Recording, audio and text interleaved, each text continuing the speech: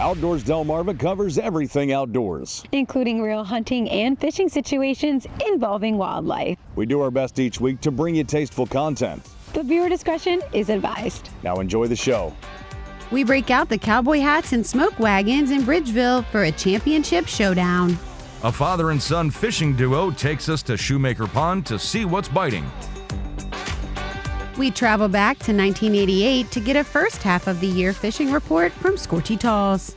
And we'll attend a class where creativity helps to preserve memories for a lifetime. Outdoors Delmarva starts right now. Welcome to Outdoors Delmarva, the show that celebrates our communities, our cultures and traditions, and the places we call home. My name is Jason Lee. And I'm Lauren Hitch. Did you lose something? No, I'm just looking for the cake. What cake? You know, the cake to celebrate the 800th episode of Outdoors Delmarva. Oh, that cake. Yeah, I already ate it. Figured you didn't want any. Did you really just say that you didn't think the pregnant woman wanted cake? Well, yeah. I mean, I know how health conscious you are right now, and I didn't want to tempt you. The only thing I'm tempted to do right now is fit you for some concrete boots and see how well you can swim. This is Outdoors Delmarva, presented by Gateway Subaru. Higher standards.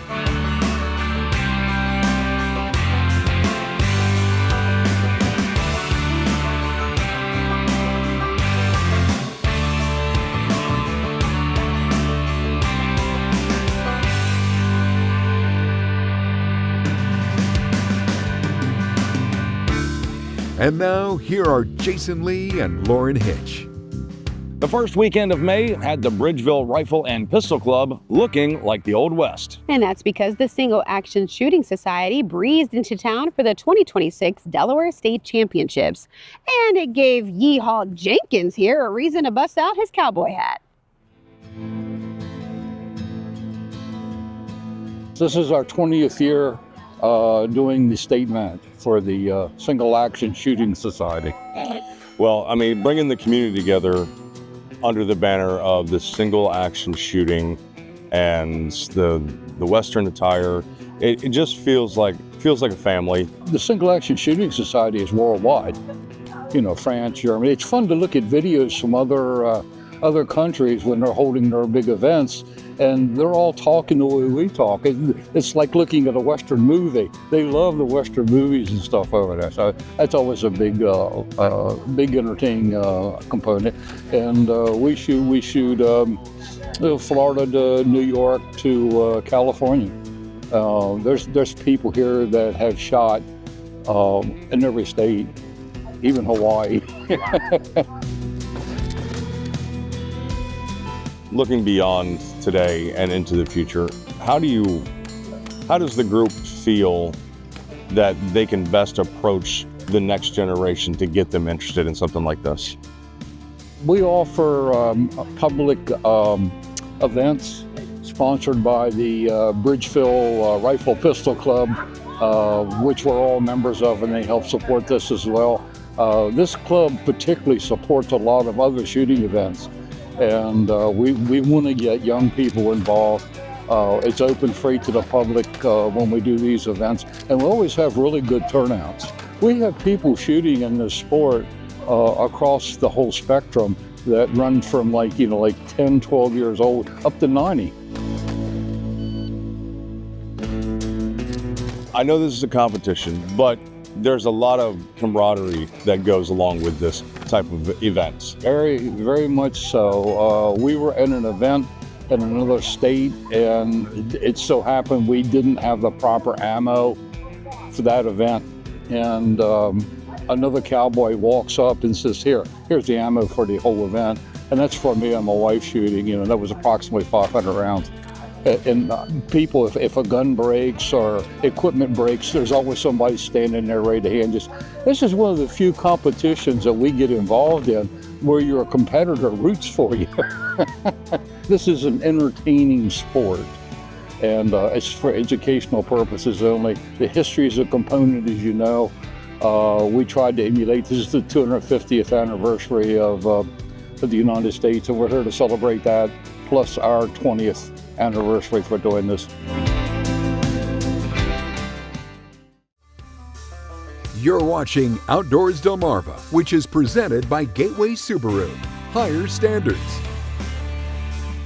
Some people love to fish all by their lonesome. But I've found that when you have someone with you who loves fishing as much as you do, well, the rewards are greater than anything on the end of that line in the water. Doing some fishing today, but I thought it'd be really cool to reach out to my friend Jeff Murphy. Him and his son have been on a new fishing adventure, if you will. Yeah, I'd call it that. Yes. So how long have you been fishing, Jeff? I think the first fish I remember catching, I was probably around 4 or 5 years old in Laurel, in your neck of the woods, over by the train bridge. I remember yanking in just a giant fish. My grandma ended up getting this stuff for me and just kind of started the journey that we're on. Why did you feel it was important as a father to instill that in the youth, in your sons? I think it teaches a lot of different things, but most importantly, patience. Like you just never know what you're going to get when you're out. You never know what the conditions are. You never know what type of fish you may bring in, how dangerous or non-dangerous their mouth could be. You have hooks and teeth, and there's just a lot to it. So I always love to use this to teach that aspect of patience and discipline and things like that. How long have you been fishing? Probably about like 3 years. 3 years? Who taught you how to fish? My dad. What's your favorite thing about fishing with Papa? I could get help always, like if I get stuck in a tree or anything. And talk about the biggest fish you've ever caught. The biggest fish I ever caught was down the street from our house at the stop sign, and I caught a 4.9 pound bass. No way. What did you use to catch it? I was using a chatterbait. Chatterbait? And how did you learn all about these baits and things? My dad told me about the baits, and now I'm starting to like them and stuff. And why do you think it is important maybe to have that bonding time indoors, but also with fishing and maybe a hobby outdoors? Well, it's just nice to not be stuck inside. We spend so much time, kids are in school, 8, 9 hours a day, and they're indoors. But now that we have the boat, he was on Father's Day, he was much more interested, because if you're not catching fish here, we'll just hit the motor and go here, or we'll go there. And I'll ask him, where do you think the fish live here? Where do you think the fish live here? And it's a challenging brain activity for him to be able to say, okay, those lily pads, Papa, something might be over there. His favorite thing to say is, ooh, I see a heron. I bet you there's fish there because the heron eat the fish. So it's challenging him to see if he can create patterns and learn. And learn, yeah. And figure out where they are. Because if you can find out where they are, you can get them to bite.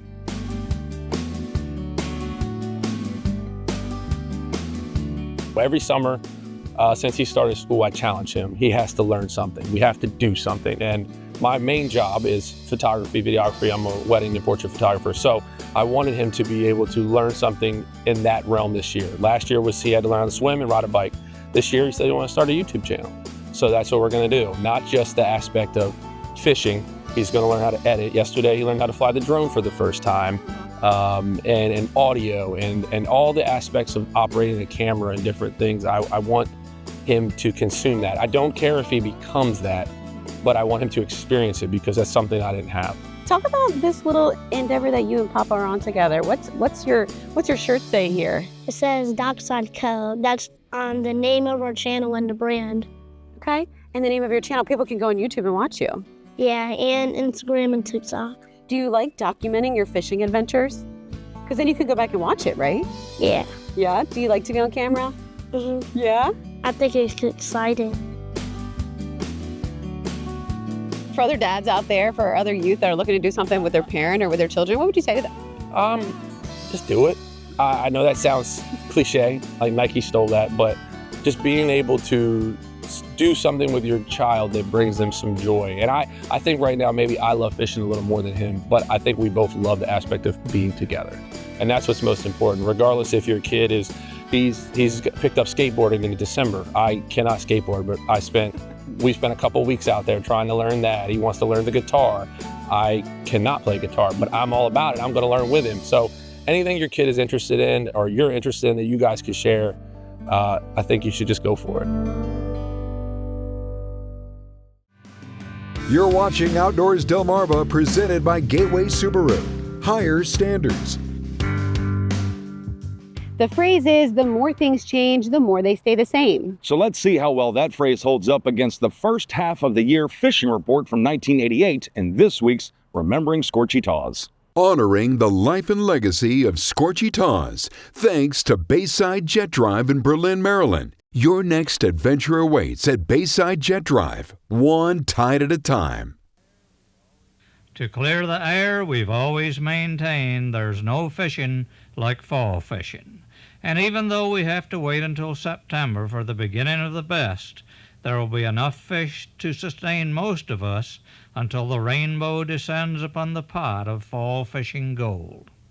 Small trout have been plentiful in Tangier Sound for the past several weeks, and all indications are this same size fish are ready to mount a full-scale invasion of Delaware Bay. Flounder fishing can only get better. Even though we, along with other dedicated flatfish fanatics, have had our moments of glory, flounder fishing has never reached the pinnacle most of us had reserved for it. I guess what we're really trying to say is, yes, Virginia, we believe there is a fishing Santa Claus, and he will shower us with whatever we seek as this fishing year starts its glide toward the twilight of October. We will have trout, including those spectacular specks. Red drum will return for their fall sojourn in the shallows. Bluefish will blitz the beaches and go to school in the bays.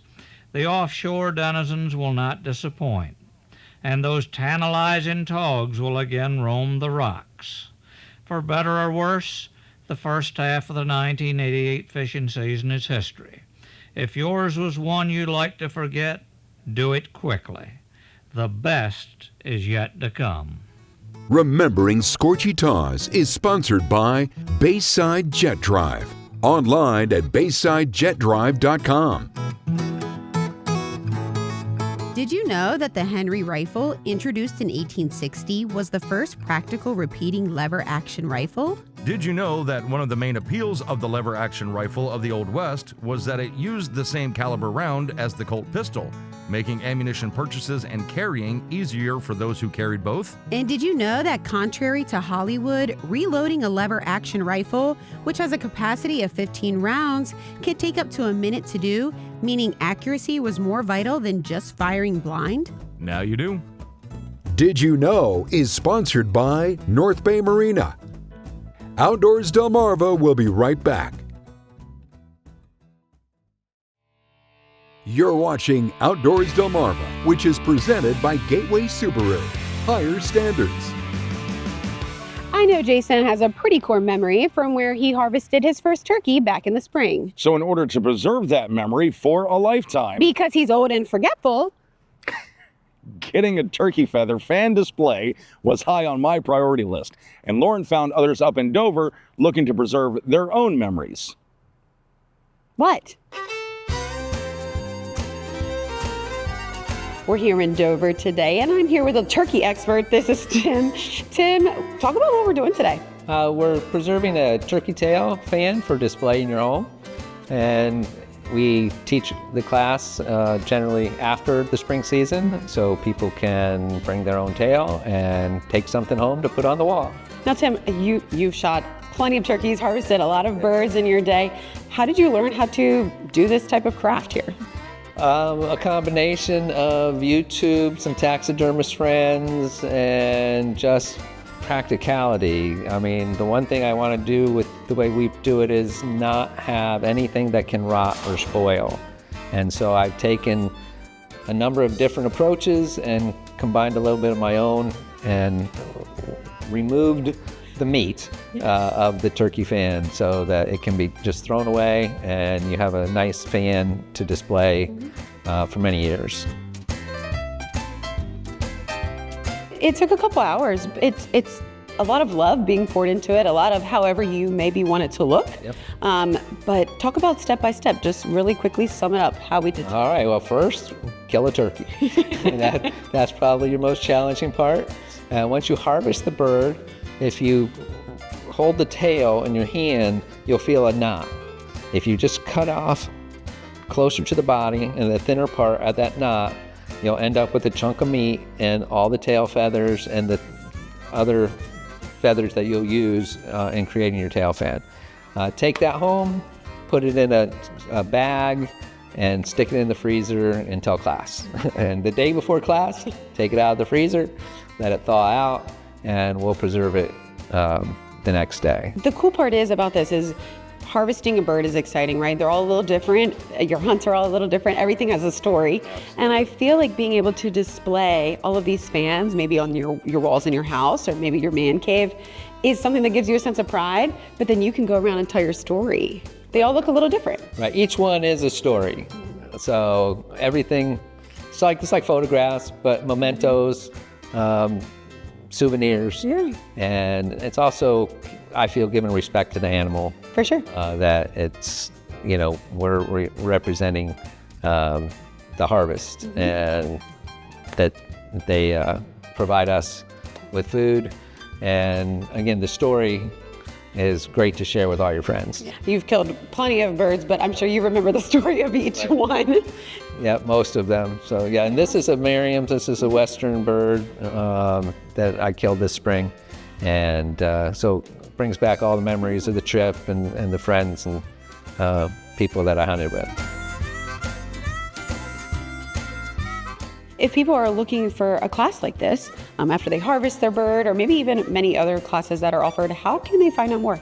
DNREC's website, Delaware Wildlife, and there's all the classes are on the website, or just call Rob Brennan, and he just ask for Rob. Call State DNREC, ask for Rob Brennan, and Rob will get you hooked up with everything. He's our go-to guy. Thank you. Well, Tim, thank you for sharing your knowledge and your experience here with us and teaching this class today. Thank you. Glad you were here.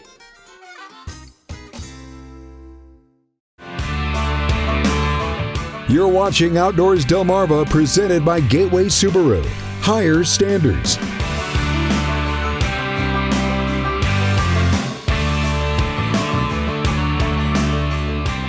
It's time to flip through the photo album and take a look at your latest pictures. Thanks to our friends at North Bay Marina.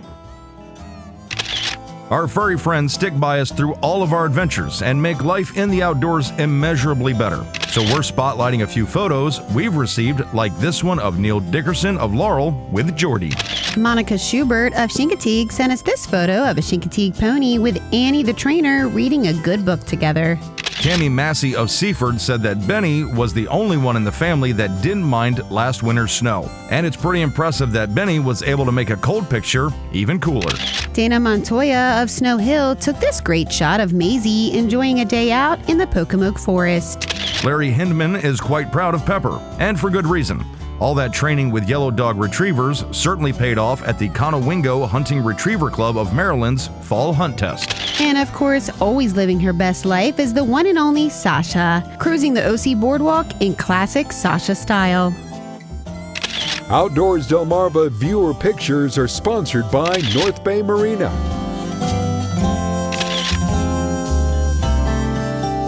Well, that's going to do it for us this week. Thank you so much for joining us. And thanks so much for sending in those great viewer photos. If you have a photo that you'd like to submit, you can go to outdoorsdelmarva.com and click the banner at the top of the page, or scan the QR code in the bottom corner of your screen. We hope to see you right back here again next week, but until then, my name is Jason Lee. And I'm Lauren Hitch, and we hope to see you Outdoors Delmarva. You've been watching Outdoors Delmarva, a Draper Media production, which is proudly presented by Gateway Subaru. Higher standards. Sponsored by Bell Creek Equipment. For farm, home, or fun, Bell Creek is #1. By Larry's Trading Post, located in West Ocean City with over 2,000 guns in stock. By Bayside Jet Drive, your new adventure awaits at Bayside Jet Drive, one tide at a time. And by Delaware Forest Service, conserving, protecting, and enhancing Delaware's forests since 1927.